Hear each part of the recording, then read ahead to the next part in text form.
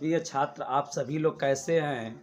हम आशा कर रहे हैं कि आप लोग बहुत ही अच्छे होंगे। देखिए, इस समय पर हम लोग पढ़ रहे हैं एनसीईआरटी जो गणित की किताब है, उसमें प्रश्नावली 2.2 अभ्यास 2 का प्रश्नावली 2.2 पढ़ रहे हैं, जिसमें जो पहला प्रश्न है उसके सभी पार्टों को हम लोग पढ़ चुके हैं। और प्रश्न संख्या 2 में भी 6 प्रश्न दिया है, जिसमें का 2 पार्ट हम अध्ययन कर चुके हैं। ठीक है, तो देखिए, एक प्रश्न संख्या 2 है, एक द्विघात बहुपद ज्ञात करिए। हमें क्या करना है? एक द्विघात बहुपद बनाना है। जानते हैं बहुपद किसे कहते हैं? चर की घात पूर्ण संख्या हो। चर की घात अगर पूर्ण संख्या हो तो उसी को हम लोग क्या कहते हैं? बहुपद है, बहुपद कहते हैं। अर्थात ऐसा मैं द्विघात समीकरण बनाऊंगा जिस पे चर पर पूर्ण संख्या होगा, घात उसका पूर्ण संख्या होगा, जिनके शून्यकों के योग तथा गुणनफल क्रमशः दी गई संख्या है। ठीक है, माने देखिए, इसमें शून्यकों का जो योगफल है और गुणनफल है क्रमशः दिया गया है। यह क्या है? योगफल है। यह क्या है? गुणनफल है। यह क्या है? योगफल है। और यह क्या है? गुणनफल है। तो हमें प्रश्न नंबर 3 को बनाना है। इसके पीछे वाले पार्ट में हम लोग 2 प्रश्न बना चुके हैं। तो देखिए, मैं तीसरा बना रहा हूं। जो तीसरा है, ठीक है, तीसरा में क्या दिया है प्रश्न आपका? 1 0 दिया है और कामा करणी में 5 दिया है। ठीक है, अब देखिए, यह जो है अल्फा धन बीटा का मान है और यह जो है अल्फा गुणे बीटा का मान है। ठीक है, कभी भी कहेंगे सर ये अल्फा गुणे बीटा नहीं हो सकता है और यह अल्फा धन बीटा, नहीं, कभी नहीं हो सकता है, क्योंकि प्रश्न को आप बढ़िया से पढ़िए। देखिए, प्रश्न को समझना बहुत ही जरूरी है। यदि प्रश्न आपके समझ में नहीं आएगा तो सवाल नहीं बन पाएगा। अब इसमें देखिए, कह रहा है कि शून्यकों के योग तथा गुणनफल क्रमशः का मतलब क्या होता है? क्रम से जो आता हो। तो पहला जो होगा योगफल होगा और दूसरा जो होगा वह गुणनफल होगा। ठीक है, तो इसमें मैं देखिए, द्विघात का मूल या शून्यक जो होता है 2 होता है। एक को कहते हैं अल्फा और एक को कहते हैं बीटा, लेकिन यह अल्फा और बीटा नहीं है, यह अल्फा और बीटा का योग है। ठीक है, देखिए, योग है, गुणनफल है। तो मैं लिख रहा हूं अल्फा प्लस बीटा बराबर क्या हो जाएगा? 0।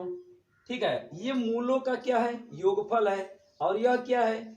मूलों का गुणनफल है। तो गुणनफल को कहते हैं अल्फा गुणे बीटा बराबर करणी में 5। ठीक है, अब देखिए, अब ध्यान से समझिएगा, हमें अल्फा धन बीटा का मान 0 मिल गया और अल्फा गुणे बीटा का मान करणी 5 मिल गया। ठीक है, दिया है।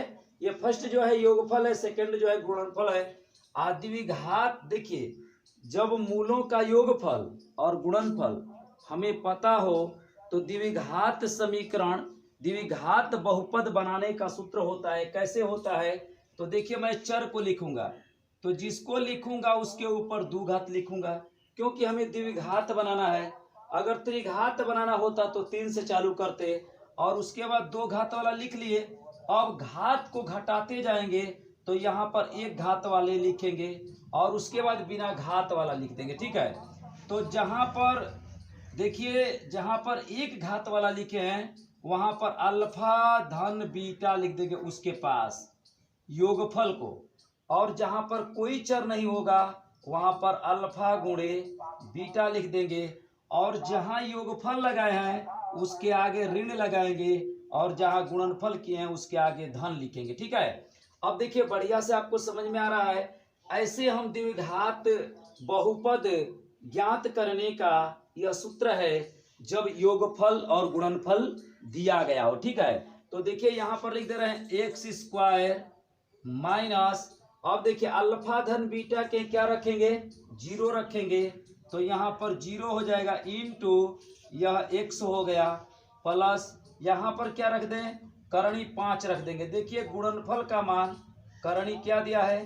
5 दिया है। ठीक, अब देखिए, यह एक्स स्क्वायर और ऋण 0 का, अगर 0 का x में गुणा करेंगे तो 0 होगा। किसी भी संख्या में यदि हम शून्य का गुणा करते हैं तो शून्य आता है, लेकिन शून्य तो न तो ऋणात्मक होता है और न ही धनात्मक होता है, तो ये खत्म हो जाएगा। यहाँ पर लिख देंगे करणी में 5 आ जाएगा, ठीक है ना, इसका मान 0 हो जाएगा।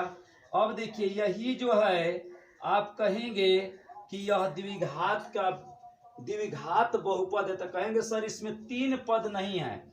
ठीक है, कोई बात नहीं, क्योंकि 2 घात वाला तो है, अचर वाला है, लेकिन चर वाला का मान इसमें क्या है, 0 है। 2 पद है उससे मतलब नहीं है, चर के ऊपर अधिकतम घात 2 है, इसलिए द्विघात बहुपद है। अब पुनः एक बात कहेंगे कि सर इसमें आप गुणा उड़ा नहीं कर रहे हैं, तो देखिए इसमें बटा में कुछ भी नहीं आया है, और उसके पीछे वाला में बटा में आता था, इसलिए हम करते थे। देखिए अब जो है एक और बना रहे हैं, यह प्रश्न नंबर 4 बना रहे हैं, इसमें का आई भी जो है, अब देखिए 1 और 1, ठीक है।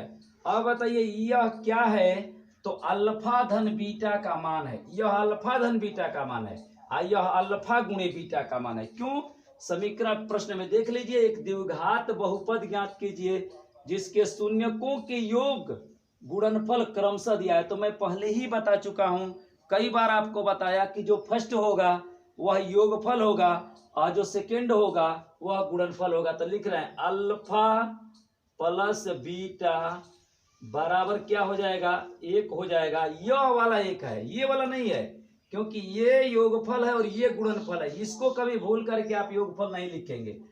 अल्फा गुणे बीटा बराबर 1।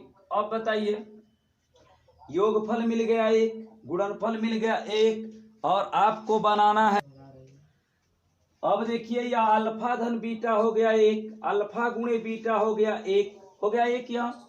अब देखिए क्या करेंगे, अब हम सूत्र बनाएंगे द्विघात व्यापक के लिए। तो चर क्या लिखे, y लिखे कि x लिखे, कोई लिख सकते हैं, तो हम x लिख रहे हैं, ठीक है ना।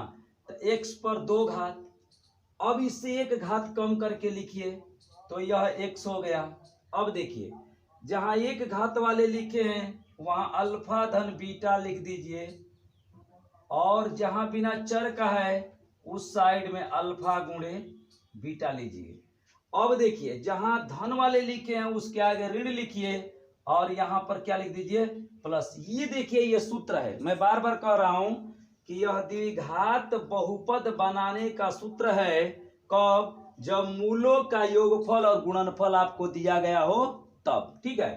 अब देखिए इसको उतार दीजिए, x² माइनस अल्फा धन बीटा का मान 1 होगा, इंटू इस चर को x को उतार दीजिए, प्लस यहां पर क्या लिख देंगे, 1 लिख देंगे।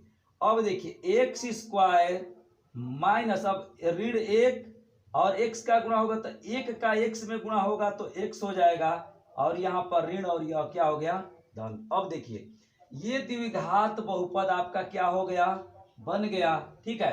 इस प्रकार से हम लोग और 2 प्रश्न है जिसको हम लोग हल कर लेंगे।